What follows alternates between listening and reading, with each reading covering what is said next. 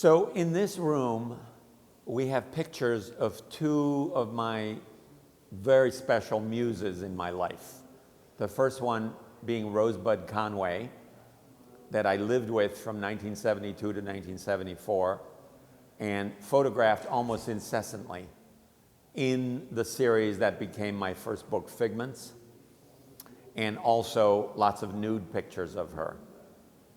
And the second muse in this room is a woman named Minami Atsu from Tokyo, who does a Buto dance. And coincidentally, Rosebud died on June 14th of 1978. And 10 days later in Japan, Minami Atsu was born.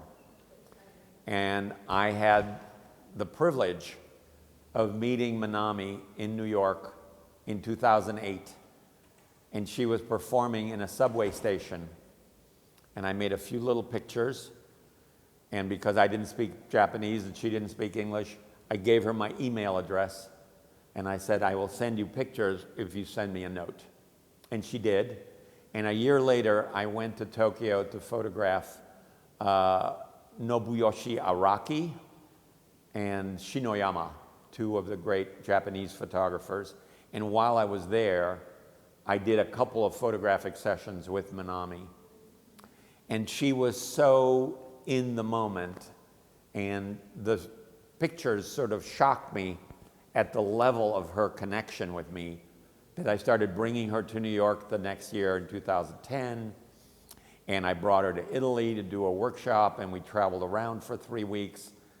And eventually I brought her to Cleveland, where I moved to, and she came to Frankfurt and did a performance when this show opened there at the Photo Forum. And these women have been integral to my photographic development and my sort of emotional development, in terms of having met one very early and having met one and worked with one now for more than 15 years in the present. And so I feel they have been major, major figures and influencers on my own, not just photographic development, but emotional and spiritual evolution. And I can't thank both of them enough.